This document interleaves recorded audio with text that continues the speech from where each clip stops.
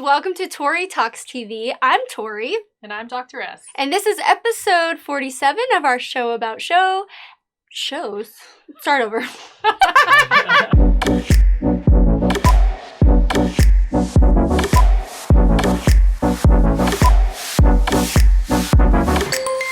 Hey friends, welcome to Tori Talks TV. I'm Tori. And I'm Dr. S.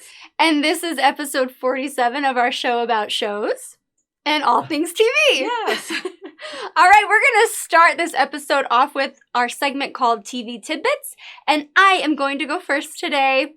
All right, so Eddie Murphy returned to SNL.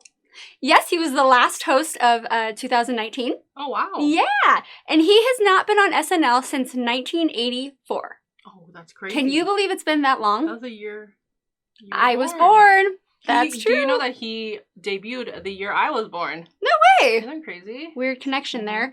All right. Well, I thought this was really interesting. So this episode currently ranks as the highest scoring and most viewed episode of the Late Night Sketch Show since May of 2017. Whoa. Yeah. That's amazing. People were really excited to see Eddie Murphy. I was one of them. Maybe. Yeah. So his monologue, just right off the gate was amazing. And it featured comedy legends such as Tracy Morgan, Chris Rock, Dave Chappelle, and the longest-running cast member of SNL, Kenan Thompson, Whoa. who I have a special love for because he was on all that, like the kids' version of SNL when I was growing up. Yeah. So he reprised some of his most epic characters like Gumby, Buckwheat, Mr. Robinson's Neighborhood, and Velvet Jones. Yeah, Nice. Buckwheat. I know. All the things that he's so well known for. So I want to be sentimental here. It was slightly emotional for me because if you just think about how he was the source of so much laughter and joy growing up to so many people, even the movies that he did, I was just like, this is the best TV Christmas present I could think of. I could see that. Yeah, he did great. I watched it. It was hilarious. He even broke character, which is one of my favorite things that happens, and he cursed, which is a no-no, but he was all, oops. Yeah. So you really should check it out if you haven't already. It's so funny. That sounds fun. Welcome back, Eddie Murphy. Where have you been? Yes. Well, he has 10 kids. He revealed that. He has 10 kids. So he's been busy. Exactly. That's fine. Yeah. All right. So what is your TV tidbit? My TV tidbit is, so there's a little bit of controversy because Canadian TV broadcast Home Alone 2 this Christmas, and they cut out the cameo of Donald Trump. And of course, his followers were outraged, including his son, Donald Jr., who posted that this was pathetic. That was his official statement? Pathetic.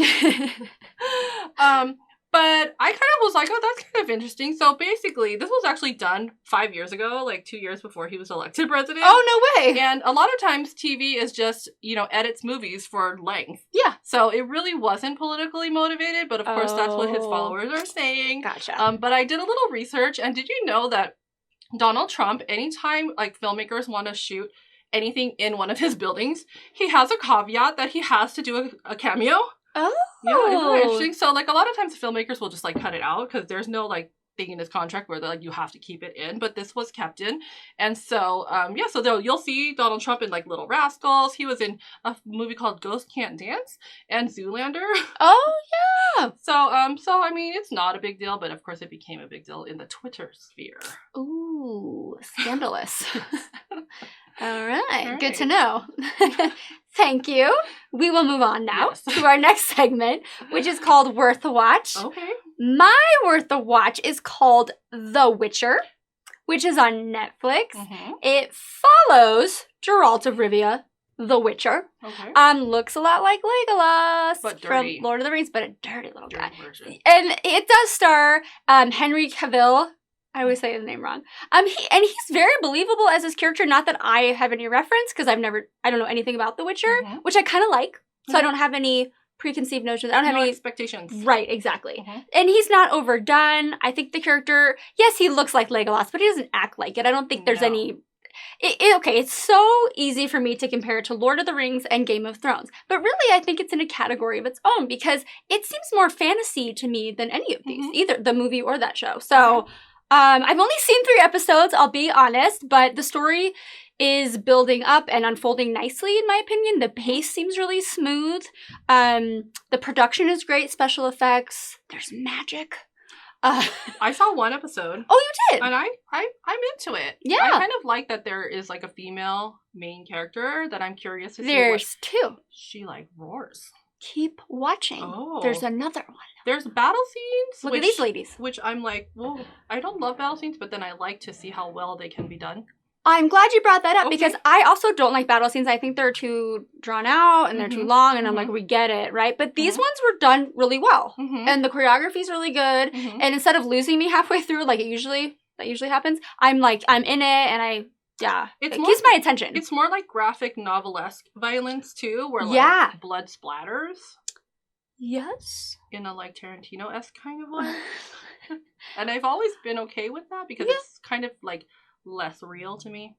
I would say it's less gory though than Game of Thrones. Yes. Yeah, so far I've seen 3 episodes. Yeah, exactly. But yeah, there are 9 episodes total, and I'm really looking forward to finishing it. So I'm taking my time though because I seem to always watch these, binge-worthy shows within like a day, and then I miss them. Oh, okay, that's so smart. I'm afraid that's gonna happen. But you're rationing it out. Yeah, so far so good with this, and because I was feeling there was a little bit of a void after Game of Thrones ended, so this kind of gets my little fantasy fix in. The edge. Yeah, it takes the edge off. Exactly. Yeah. Okay. All right, what is your worth of watch? My worth of watch is a Netflix original called Ronny Chieng, Asian Comedian Destroys America, which is very dramatic. So it was just released on December 17th on Netflix, and it's a 1-hour comedy special. I'm a huge fan of the comedy specials on Netflix. And so Ronny Chieng, for those of you who don't know, is a Asian American. He was born in Malaysia, raised in Manchester, New Hampshire, Singapore, and Australia. Whoa. So he's kind of like a cosmopolitan Asian, yes, if you will. He's known for being in Crazy Rich Asians, which we both love and also a Daily Show correspondent. Oh. And this special is so funny. Like, don't go if you have to go to the bathroom. Like, go to the bathroom first, because otherwise you'll pee your pants. I'm not joking.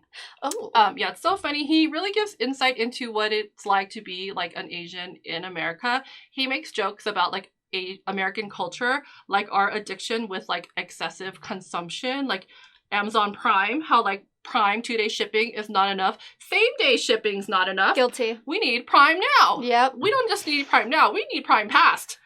Yes. Like, I needed yesterday. I needed to know what I needed before I knew that I needed, and then break into my house and give it to me. Yes. He's so funny. Oh. It was really good. So anyways, that's just a little preview of what it's like. I love that. But yeah, so it's really good. So I really recommend it. Thank you. Yay. All right. Well, that is all we have for episode 47 of Tori Talks TV. You guys, we have a lot more of Tori Talks TV in 2020. We have weekly reviews, we have season reviews, we have it all the goodies, everything you can want and more. So please don't miss that. And happy TV watching, everybody. We'll see you next time. Happy New Year. Happy New Year. Hey friends, welcome to Tori Talks TV. I'm Tori. It's your fault. What did he do? He said it not at me.